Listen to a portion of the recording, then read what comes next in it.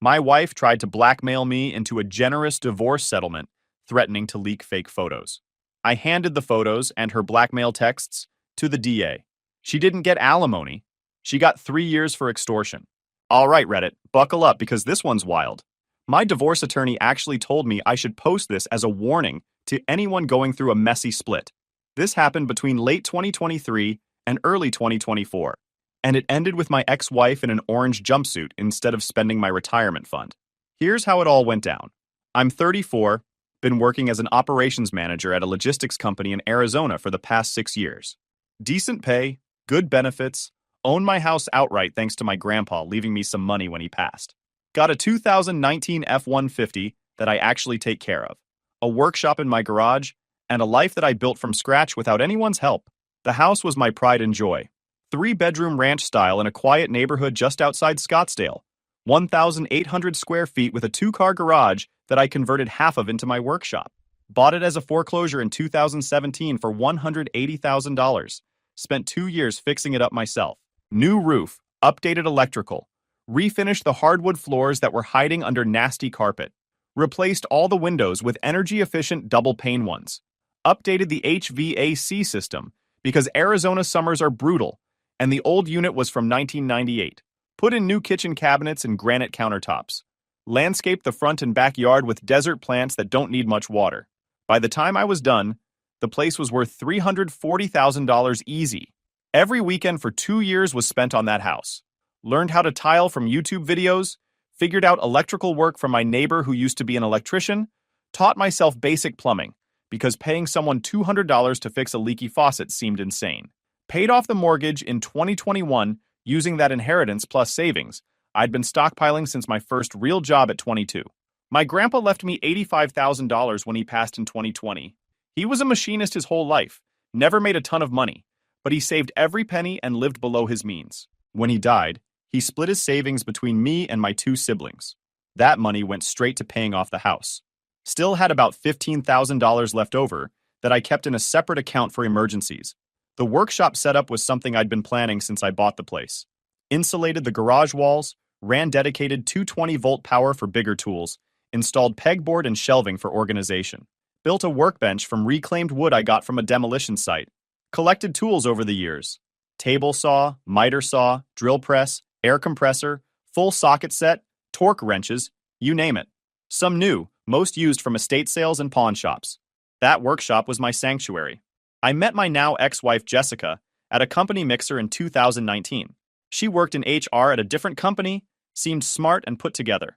Dark hair, professional clothes, talked about her career goals, and seemed ambitious in a good way. We started chatting about how corporate events were always awkward, and she made me laugh with her observations about the forced networking happening around us. She seemed different from other women I dated, had her own apartment, her own car, paid her own bills, talked about her 401k and her career trajectory, made it seem like she had her life together and wasn't looking for someone to take care of her. That was attractive to me because I dated too many women who saw me as a walking wallet once they found out I owned a house outright. We dated for about a year before I proposed. During that year, everything seemed solid. She had her own place but would stay over at mine most weekends. Liked that I cooked. Appreciated that I fixed things around her apartment when stuff broke. Seemed impressed that I could build furniture and repair appliances. Her friends would joke about how she landed a keeper, and she'd agree, saying she finally found an adult man who had his life together. The proposal happened in September 2020 at this park we'd gone to on our first real date. Nothing fancy, just the 2 of us. Sunset, simple moment. She cried happy tears, called her parents immediately, posted photos all over social media. That should have been my first clue about the social media thing, but I didn't think much of it at the time. Looking back, I should have seen the red flags during our engagement, but you know how it goes when you're convinced you found the one. The subtle complaints started almost immediately after the ring went on her finger. Comments about how my house was nice but small, when her Pinterest boards showed these massive estates. Suggestions that we should upgrade my truck to something more refined, like a luxury SUV. Hints that her friends were all planning these elaborate destination bachelorette parties, and she didn't want to seem cheap in comparison. The red flags were subtle at first. She'd make comments about my friends being beneath us, because they worked trade jobs instead of corporate. My buddy Kevin runs his own electrical business and makes probably triple what I do, But because he wears Carhartt pants and drives a work van, he wasn't sophisticated enough for her vision of our social circle. Started suggesting I sell the house and upgrade to something in a gated community because we need to network with the right people. One time, my friend brought over some guys to help me install new garage doors. These were friends from my gym, good dudes, hard workers. Jessica came home while we were finishing up, and after they left, she said, "I don't think we should have those types of people at our house." When I asked what she meant, she backtracked, but the message was clear. Blue-collar workers weren't good enough for her image. Would get annoyed when I spent weekends in my workshop instead of going to brunches with her work friends who honestly just talked about other people behind their backs. These brunches were a regular thing. Every Sunday, $50 to $80 per person for eggs and fruit that I could have made at home for $10. Her friends would sit around drinking overpriced mimosas and gossiping about coworkers, talking about who bought what car, who went on what vacation, who got what promotion. Surface-level conversations about surface-level things. We got married in October 2020, small ceremony because of restrictions at the time, which honestly I preferred anyway. Her family went all out despite the limitations. $30,000 wedding at this resort outside Scottsdale. I offered to pay half, but her dad insisted on covering it. Should have realized she expected that kind of spending to continue. The venue was this boutique resort with mountain views, limited to 50 guests because of gathering restrictions. Jessica was stressed about the limitations at first, until she realized that meant she could be more selective about who came, essentially turning it into this exclusive event that she could post about. The photos from that wedding were professional grade. She hired a photographer for $3,500 and made sure every angle was perfect. Looking back, the whole day felt more like a photo shoot than a wedding.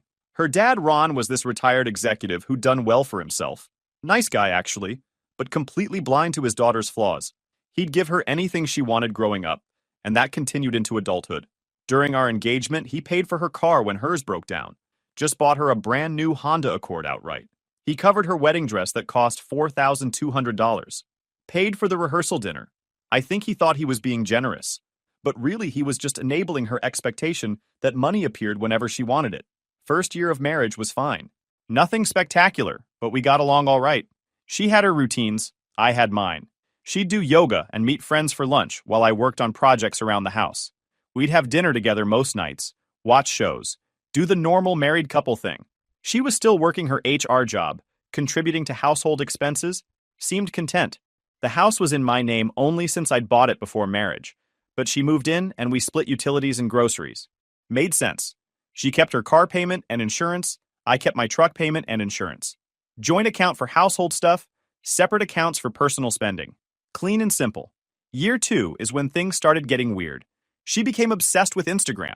Not just scrolling, but this whole lifestyle influencer thing. Started buying expensive clothes for photos, getting her hair done twice a week, going to trendy restaurants just for pictures. Our credit card bills went from $1,200 a month to almost $4,000. The Instagram thing started innocently enough in early 2022. She'd post pictures of our house, her outfits, food we'd make, normal stuff. Got a few hundred followers pretty quick. Mostly her friends, co-workers, family. Then she discovered these lifestyle influencers with hundreds of thousands of followers who seemed to just live these perfect lives full of brunches and boutique shopping and fancy trips. That's when she changed. Started studying these accounts like they were textbooks. Would take notes on what they posted, when they posted, how they captioned things, what brands they tagged. Created this whole strategy around building her platform. Said she was going to become one of these influencers, that it was the future, that traditional jobs were outdated. Then it evolved into this full-time hobby where she was staging everything. She'd make me take 50 photos of her in the same outfit from different angles, rearrange our living room furniture for better lighting, buy decorative items we didn't need just as props. Created this fake perfect life online that didn't match our actual life at all. I remember the first time she asked me to take photos for her.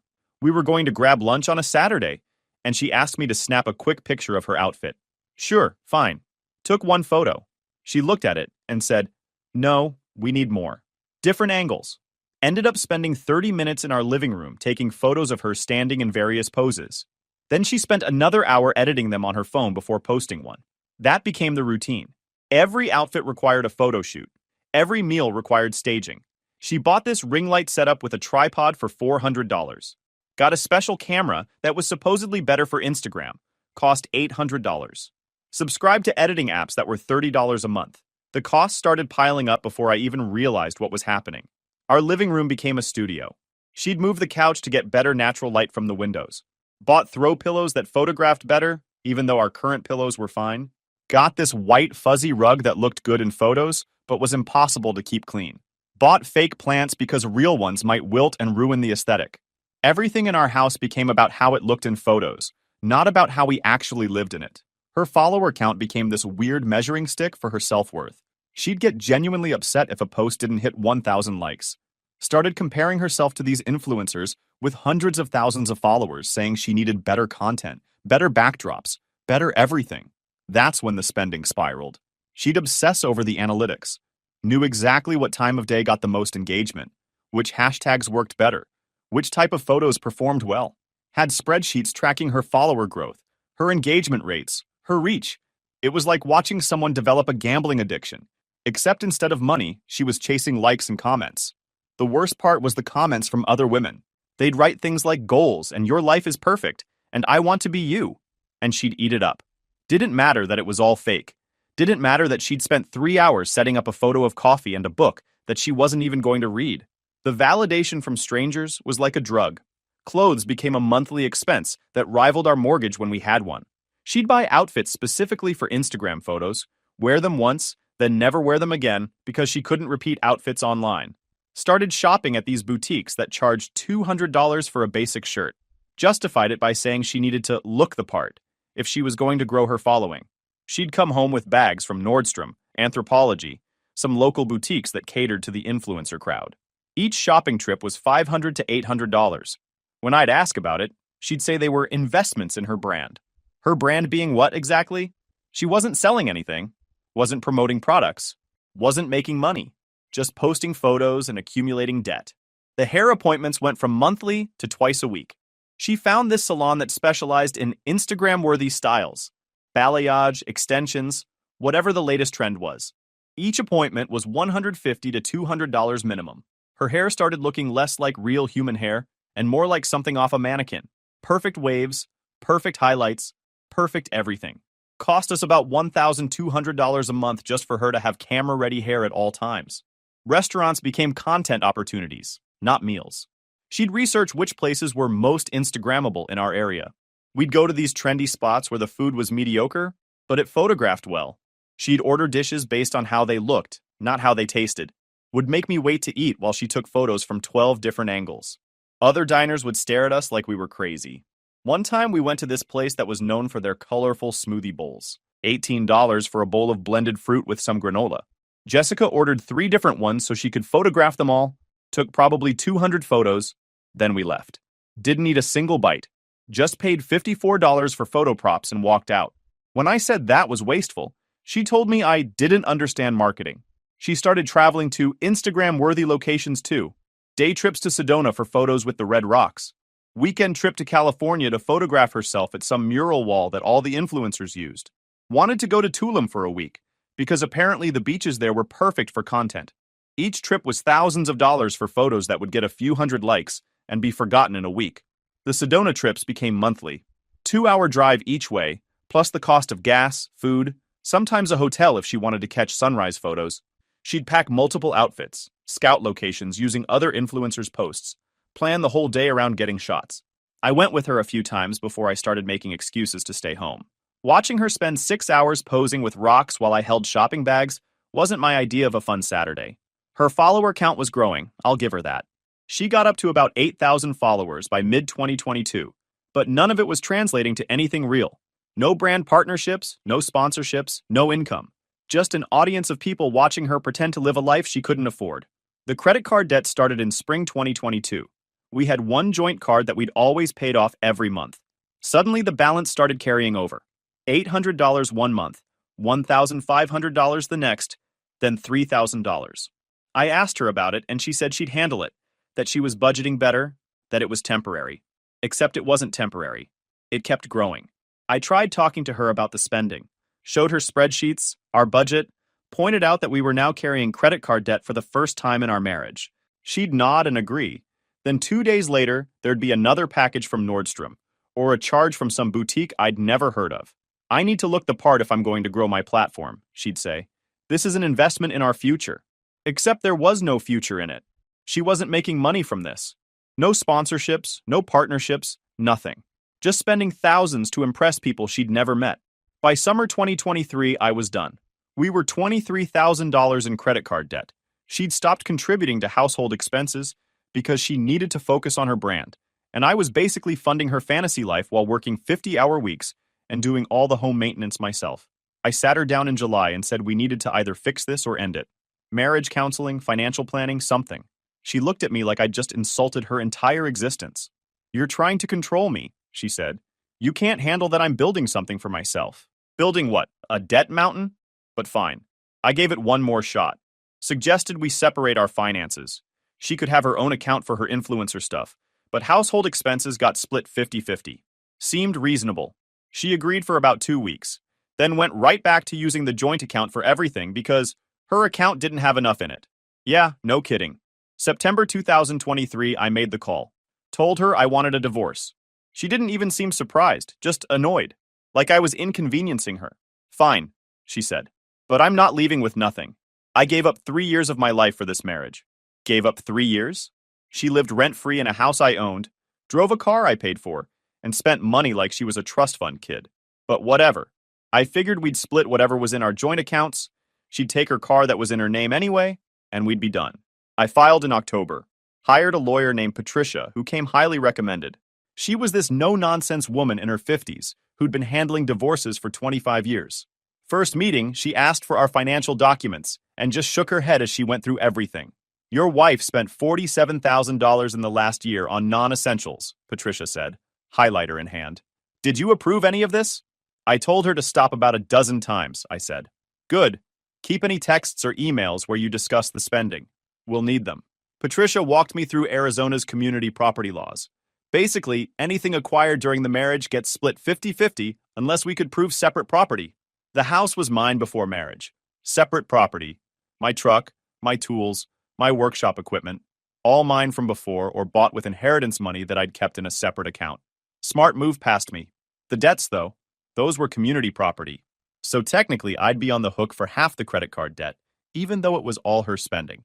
Patricia said we could argue for her to take more based on who incurred it, but it would be a fight. Jessica hired this lawyer named David, who had a reputation for being aggressive. First settlement offer came in November. She wanted half the value of the house, half my retirement account, half everything in our joint savings, alimony for 5 years, and she wanted me to take all the credit card debt because I made more money and could handle it better. I literally laughed when Patricia read it to me over the phone. "Tell her to get realistic," I said. "Already did. Her lawyer knows this is garbage. They're just starting high." So we countered. I offered her half of the joint savings, which was about $8,000, half the credit card debt split proportionally to who spent it, which worked out to about $19,000 for her and $4,000 for me, and her car that was paid off. No house, no retirement, no alimony. We were married 3 years, and she never even worked full-time.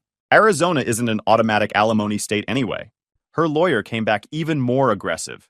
Now she wanted $150,000 from the house equity, even though she had no claim to it, all of my retirement, and 3 years of alimony at $2,500 a month. This is where things get interesting. December 2023, about a week before Christmas, I get a text from Jessica.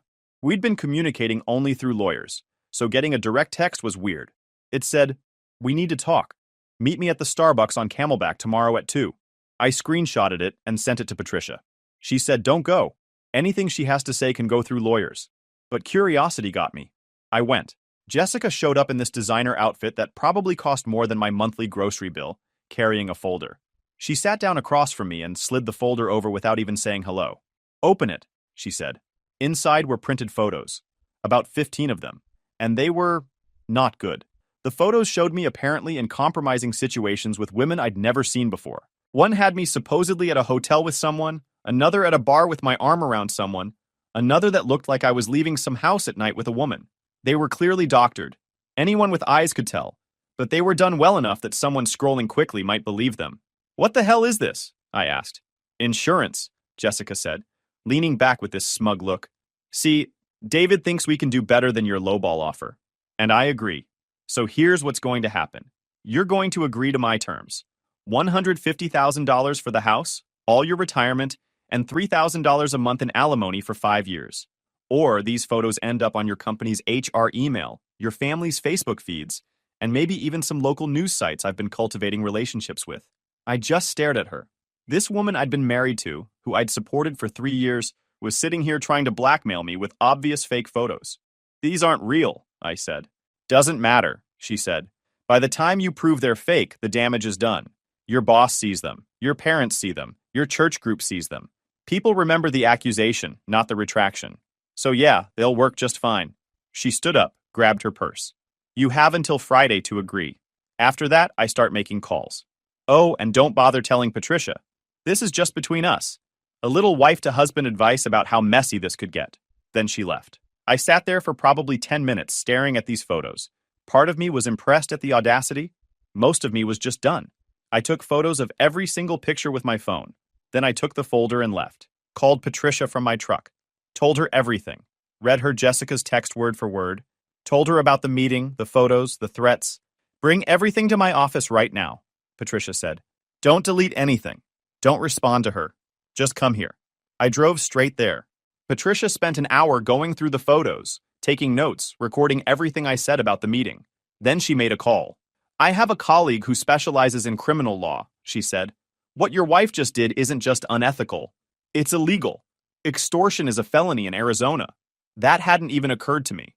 I was so focused on the divorce aspect that I didn't think about the criminal side. Patricia's colleague, a guy named Richard, came to her office that evening. He looked at everything and confirmed it. Jessica had committed extortion, threatening to release damaging information unless I paid her money. Textbook definition. The question is whether you want to pursue it, Richard said. We can handle this civilly through the divorce, or we can refer this to the DA's office and let them decide if they want to prosecute. What happens if the DA gets involved? I asked. If they take the case and she's convicted, she's looking at anywhere from probation to several years in prison, depending on her record and the judge. But it also means your divorce gets messier because now there's a criminal case attached. I thought about it. Really thought about it. This woman had spent 3 years taking advantage of me financially. Then when that wasn't enough, decided to try and extort me with fake evidence. She threatened to ruin my reputation, my career, my relationship with my family. Contact the DA, I said. Richard nodded. I'll need you to write out everything that happened in detail. Every text, every word she said, timeline of events. The more detailed, the better. I spent the next 3 days writing a 10-page statement. Every conversation about money, every fight about her spending, the divorce filing, the settlement offers, the text asking to meet, every single word she said at that Starbucks, the threats, everything. Patricia had a forensic analyst examine the photos. Took him about 4 hours to write a detailed report on how they were manipulated. Turns out Jessica had used some AI photo editing software to insert my face into stock photos and images she'd pulled from social media. The analyst could trace the digital fingerprints, show where images were spliced, point out the inconsistencies in lighting and proportions. Professional grade fake, but still very clearly fake. The analyst's report was something else. 12 pages of technical breakdown showing exactly how each photo was constructed. He identified the source images. One was from a stock photo site called Shutterstock. Another was from someone's Instagram that Jessica apparently screenshot. He showed where my face was cropped from my own social media photos and blended in using layers. Pointed out that the lighting on my face didn't match the lighting in the scenes, that the resolution was inconsistent, that there were artifacts around the edges where the blending wasn't perfect. Cost me $1,500 for that report, but it was worth every penny. Richard submitted everything to the DA's office the first week of January 2024. I figured it would take months to hear anything. Government moves slow, right? Took 2 weeks. Got a call from Richard on January 18th. DA's office is moving forward. They want to interview you next week. The interview was intense. 2 prosecutors, a detective, and a recording device.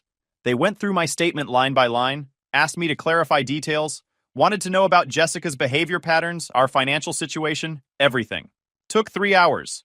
Then they told me they were filing charges. Extortion in the first degree. Felony charge. They said they had enough evidence between my testimony, the photos, the text messages, and the expert analysis. Jessica got served with criminal charges on January 30th. I wasn't there, but Patricia heard about it through the legal gossip chain. Apparently, she had a complete meltdown in her lawyer's office. Started screaming about how I was trying to ruin her life, how this was an overreaction, how those photos were just a negotiation tactic. Her lawyer David dropped her immediately. Conflict of interest. He couldn't defend her in a criminal case while also representing her in the divorce. She had to find a criminal defense attorney, and from what I heard, she burned through 3 of them before finding one willing to take her case. The divorce proceedings got put on hold while the criminal case moved forward. Patricia said that was standard. The criminal case takes precedence.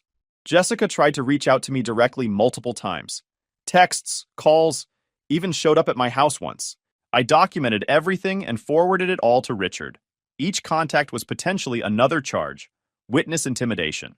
Her texts were unhinged, started with apologies. I'm so sorry, I made a mistake. I was just scared about the divorce. Please drop the charges. When I didn't respond, they turned angry. You're ruining my life over nothing.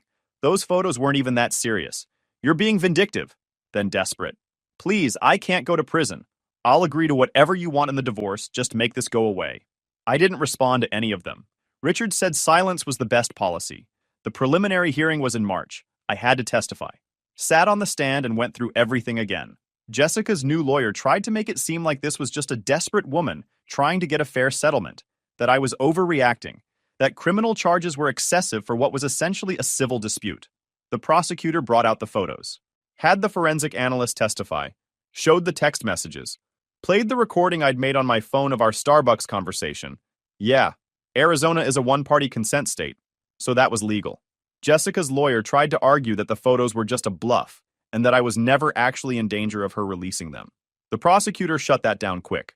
The defendant threatened to distribute fabricated images designed to damage the plaintiff's reputation unless he paid her $150,000 and agreed to ongoing monthly payments of $3,000. Whether she would have followed through is irrelevant. The threat itself constitutes extortion under Arizona law. The judge agreed. Set a trial date for June. Between March and June, Jessica's lawyer tried everything to get a plea deal, offered to plead guilty to a misdemeanor, pay restitution, agree to probation. The DA wasn't having it. They wanted to make an example. Apparently, there'd been an uptick in people using fake evidence in divorce proceedings, and they wanted to send a message. The prosecutor told me they were seeing more cases like mine. People using AI tools to create fake images, fabricating text messages, doctoring documents. Said the technology had gotten good enough that regular people could create convincing fakes, and it was becoming a serious problem in family court cases. My case was going to set a precedent. Jessica's lawyer kept lowering the plea offers. Started at misdemeanor extortion with probation, then offered 90 days in county jail plus restitution, then 6 months. The DA rejected every single one. They wanted a felony conviction, and they wanted prison time. I asked Richard why they were being so aggressive. He explained that the DA's office had been getting pressure from family court judges about false evidence. Judges were seeing more cases where people would bring in questionable photos, texts, emails. Some of it was catching on social media, where people would brag about playing the game in divorce court. The DA wanted to send a clear message that fabricating evidence and extorting people would be prosecuted to the fullest extent. The trial lasted 3 days in early June. Day 1 was jury selection and opening statements. The prosecutor laid out the case clearly, showed the timeline, explained what extortion was under Arizona law, told the jury what evidence they'd see. Jessica's lawyer tried to frame it as a misunderstanding, a woman who made a mistake in a stressful situation. Day 2 was the bulk of the evidence. I testified for 5 hours total. The prosecutor walked me through everything. Our marriage, the spending, the divorce filing, the settlement negotiations. Then we got to the Starbucks meeting. I described every detail I could remember. What she wore, how she looked, what she said, her exact words about the photos. Her lawyer cross-examined me for 2 hours. Tried to make it seem like I was exaggerating, that maybe I misunderstood her intentions, that perhaps the meeting was just her venting frustration. Didn't work. I had the recording of our conversation. When the prosecutor played that in court, you could see the jury's faces change. Hearing Jessica's actual voice making those threats. That coldness when she said the damage would be done before I could prove the photos were fake. That sealed it. They brought in my family next. My mom testified about how Jessica had specifically threatened to send the photos to her, how that would have devastated her, damaged her relationship with me, caused her immense emotional distress. My dad talked about our church community and how those photos getting out would have affected our families standing there. Small community. Everyone knows everyone. That kind of scandal doesn't just disappear. My boss testified about company policy, said if HR received credible allegations of misconduct, they're required to investigate. I would have been put on administrative leave immediately, probably for weeks while they looked into it. Even if the investigation cleared me, the rumor mill at work would have destroyed my reputation.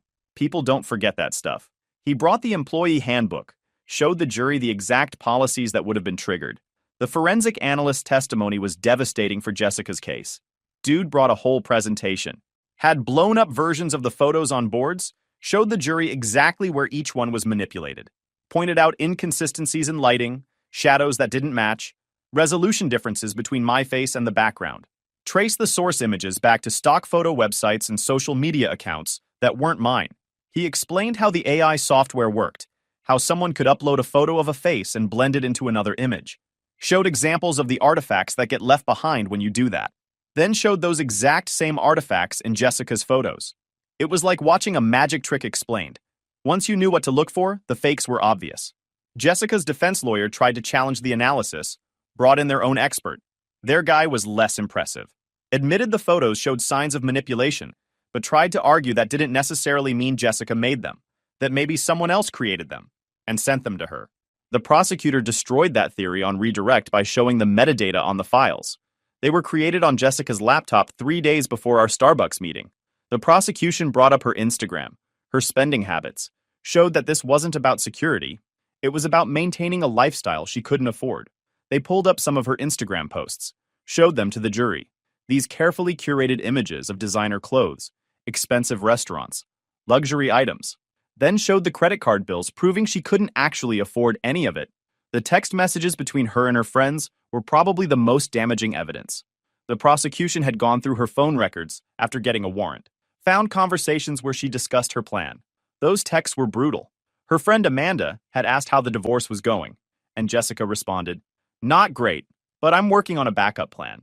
Got some photos that'll make him think twice about lowballing me. If he doesn't play ball, everyone he knows sees them. He'll cave." Amanda wrote back, "Are they real?" Jessica, "Real enough. That's all that matters." Another text to a different friend named Brittany, "Fake it till you make it, right? These photos look real enough to cause problems. That's all that matters." Brittany, "Girl, be careful. That sounds risky." Jessica, "Please. He'll pay up rather than have his reputation destroyed. I know him. He'll fold." Reading those texts in court, watching the jury's faces as they heard Jessica talk about me like I was some mark in a con game, that was surreal. This was someone I'd been married to, someone I'd loved, and she was casually discussing destroying my life like it was a business strategy. Day 3 was closing arguments. The prosecutor hammered home that this wasn't a desperate woman making a split-second bad decision. This was calculated, premeditated extortion. The photos took time to create.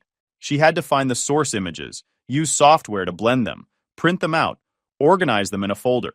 Then she planned the meeting, sent the text, showed up with her evidence and her demands. This wasn't a cry for help, the prosecutor said. This was a crime, a felony, and the defendant knew exactly what she was doing. Jessica's lawyer did his best in closing, painted her as a woman who'd lost her way, who was scared about her future, who made a terrible choice but didn't deserve to have her life ruined. Argued that probation and restitution would be sufficient punishment, that prison was excessive. The jury deliberated for 6 hours, came back with a guilty verdict on all counts. Sentencing was 4 weeks later. Jessica's lawyer begged for probation, community service, anything but prison. Talked about how she had no prior record, how she was remorseful, how prison would destroy her life. The judge wasn't swayed, said that extortion was a serious crime, that fabricating evidence showed premeditation and malice, and that the potential damage to my life was significant. Sentenced her to 3 years in state prison, 3 years probation after release, and ordered her to pay $8,500 in restitution for my legal fees related to the criminal case. Jessica broke down crying. Her mom was in the courtroom and started yelling at me, calling me evil, saying I was destroying their family. Bailiffs had to escort her out. I felt nothing. No satisfaction, no guilt, nothing. Just done. The divorce finalized 2 months later. With the criminal conviction, her position in the settlement negotiations completely collapsed. She got nothing from the house, nothing from my retirement, no alimony. We split the joint savings equally. She took her credit card debt, I took mine. She got her car. That was it. Patricia said it was the cleanest divorce settlement she'd seen in a case that started that messy. Jessica's currently serving her sentence at Perryville. She'll be eligible for early release in about 18 months if she behaves. Paid off the last of the credit card debt in November. Took the $8,500 restitution payment and put it straight toward what she'd racked up. Still waiting on the rest in monthly installments from her prison wages. Should be paid off by 2035 at this rate. Sold her car in August. She'd left it in my driveway and stopped making insurance payments. Got $8,200 for it. Used that to replace my HVAC system that had been making weird noises for 6 months. Her Instagram went dark about 2 weeks after sentencing. Her follower count had dropped to 3,000 by the time the account vanished. Ron, her dad, reached out in September asking if I'd write a letter to the parole board. Told him no. He called me cold. I reminded him his daughter tried to extort me. He hung up. Got a letter from Jessica in October. Prison mail. She wanted me to put money on her commissary account because the food was terrible and she needed basic supplies. Wrote back with one word. No. Haven't heard from her since. The house is mine. Clear and simple. Updated the title and deed to remove any trace of her name. Changed the locks even though she never had keys after she moved out. Just felt right. Been dating Amy for 8 months now. Met her at a hardware store. We were both looking at the same drill set and started talking. She's a middle school science teacher, owns her own condo, drives a paid-off Subaru. Told her about Jessica on our second date. She asked 2 questions. Is it over? And, are you good now? Yes and yes. End of conversation. Amy comes over most weekends. Helps with projects, doesn't mind getting dirty. Last month we rebuilt the deck. Month before that we installed new light fixtures. She's good with tools. The workshop's gotten more use in the past year than it did in the entire time I was married. Currently working on that C10. Amy helped me pull the engine last weekend. Thing weighs 600 pounds, and we had to rent an engine hoist, but we got it done. Transmission's next. The DA's office sent me a letter in August thanking me for my cooperation in the case. Said they've already used it as an example in 2 other extortion cases that came through. One of them resulted in a plea deal, the other went to trial and got a conviction. Apparently my case made people think twice about trying the same tactic. Jessica's mom sent me a Facebook message on Christmas. Long rambling thing about how I destroyed their family, how Jessica was a good person who made one mistake, how I should be ashamed. Blocked her and deleted it without responding. Not my circus, not my monkeys anymore. Ran into David, Jessica's old divorce lawyer, at a restaurant in January. He was with his family. I was with Amy. He nodded at me, I nodded back. That was it. Professional courtesy, nothing more. My credit score hit 780 last month. First time it's been that high since before I got married. Feels good seeing that number knowing I'm not tied to someone actively destroying it. The C10's coming along. Got the engine rebuilt and back in. New gaskets, new seals, bored out the cylinders and got new pistons. Runs like a dream now. Planning to have it road ready by summer. Amy wants to drive it to her parents' place in Flagstaff once it's done. Life's simple now. Work, projects, time with Amy, hanging with friends. No drama, no debt, no one threatening to ruin my reputation for money. Jessica gets out in 2026 if she makes parole. Don't think about it much. By then I'll probably own that duplex, the C10 will be done, and I'll be even further removed from the 3 years I spent married to someone who saw me as a wallet with a workshop attached. She made her choices. Spent money she didn't have, threatened someone who wouldn't fold, and paid the price. I made mine too. Documented everything, called her bluff, and moved on. That's the whole story. No dramatic ending, no big revelation. Just a guy who didn't let someone shake him down and came out the other side better off. Best trade I ever made. Guys, we are so close to hit 100,000 subscribers on this channel. If you are not subscribed to the channel, please consider subscribing. It really helps hit that 100,000 mark. Thanks for making this dream come true.